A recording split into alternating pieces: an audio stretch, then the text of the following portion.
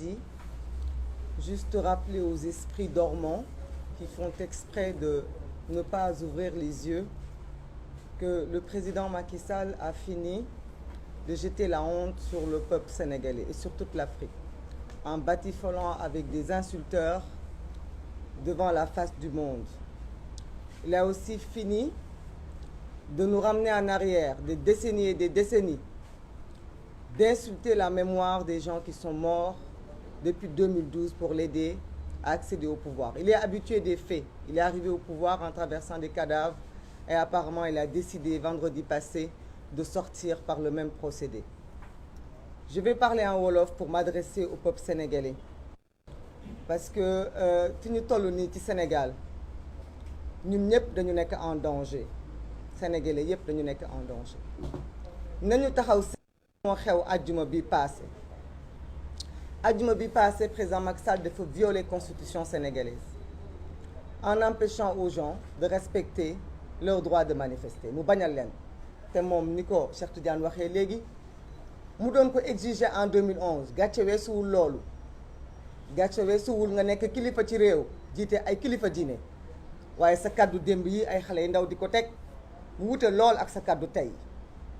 te nag ba tey nga bëgg a taxaw bëgg ñu wax ne ñu nan la woowee kilifa matatoo kilifa googu parce que sa kàddu jaratul dara léegi téléphone yi ñu koy teg sax di ko vaar sax yenn yi day bëggee parce que nangootu ko déglu wante itam nañu xool lan moo xew tamit vendredi li xew vendredi mooy dañu tere à des citoyens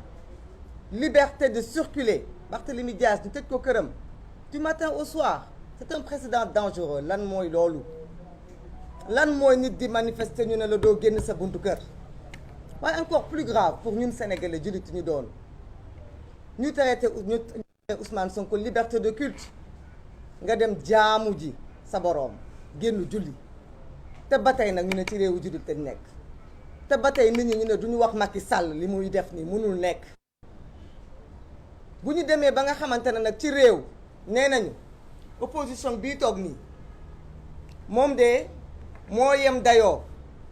ak président Macky Sall ak nguuram ak arméem ak gendarmerie ak police am ak léppam ci doole pour indi paix ñu ne ñun ñi ak moom ñoo yem que ñun mën nañ indi jàmm autant que moom kon dama ni pouvoir bi kon nañu ko waddal ñu xam ni pouvoir amatu fi parce que bu demee ba ñu ne opposition bi dañu woote jàmm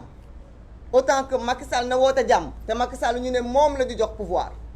kon est-ce que Macky Sall mérité na pouvoir boobu nekk ci loxoom ba tey man dama naan déedéet dañu waroon kay wax ne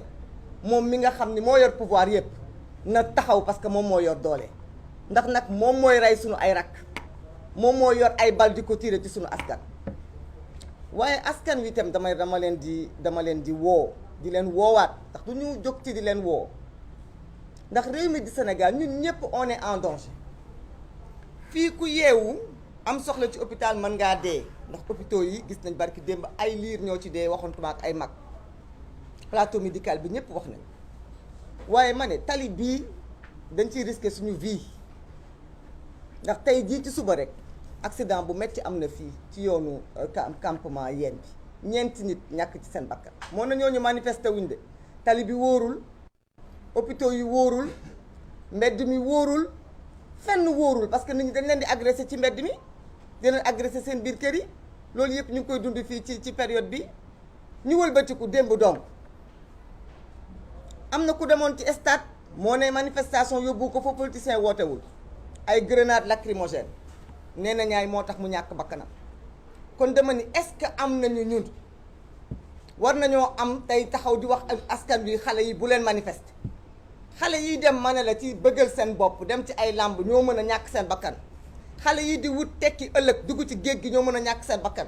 xale yi nga xamante ne defuñu dara dañuy xëy liggéey ñu agressé leen ñoo mën a ñàkk seen bakkan kon ku wax ne xale yi bu leen xeex ngir seen réew bu leen xeex ngir seen république bu leen xeex ngir seen ëllëg kon loolu ban xeetu appel la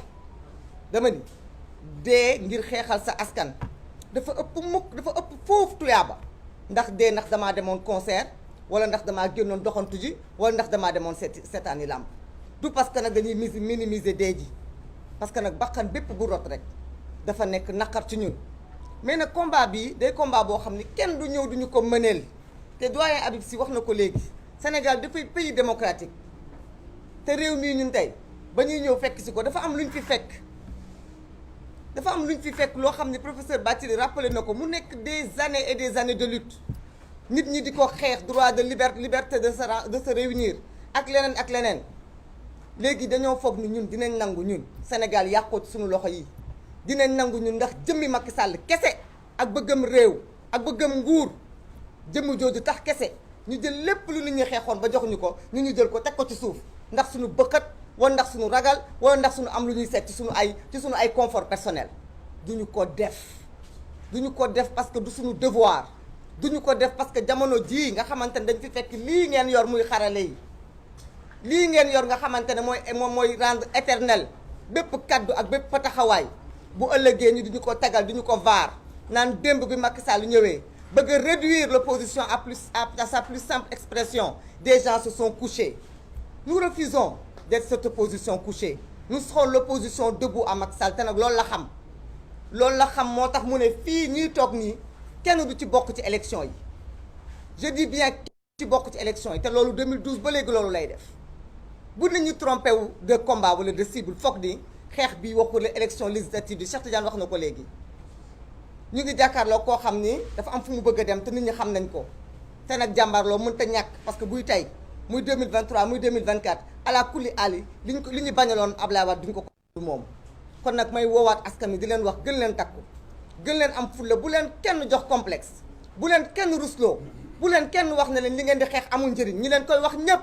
kenn ci ñoom ku nekk nanguwul xool boppam ci seetu gëm leen ni réew mi seen gëm leen ni dee ci biir géej gi dañuy bëgg a daw Sénégal yéen bokk leen ci loolu da ngeen a toog affronter seen destin affronter seen avenir xeex ngir seen réew bu kenn ci yéen nag accepter tout simplement parce que dafa am ay appels yu ñuy wax ay waaw doomu nit ñi ñoo yéen a ciy dee yéen a ciy perte parce que la sàkk bu ngeen yow fii ci Sénégal seen bakkan mu ngi ci xottu gerte parce que à 1000 reprises on peut tous mourir on peut mourir sur la route on peut mourir chez soi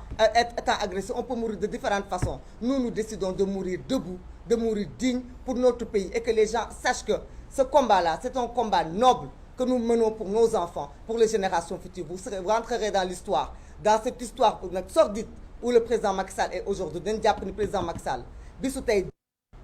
mooy président bi nga xam ni ñetti député ñu ngi ci loxo yoon ci magistère am ñetti député ñu ngi ci loxo yoon ci magistère am que ñaari député mi defoon luubal barki démba liberté provisoire la ñu am ñaari maire ñu ngi ci loxo yoon ci régime président Macky Sall ak nag 200 otages des otages politiques des patriotes debout te ces gens-là seront libérés d'une façon ou d'une autre may wax nag ne dafa am loo xam dañu ne arrêté Ousmane Ngom la président Macky Sall moo ko teg suñu kanam boobu ba léegi tey nag nee na dafa téye Déthié Fall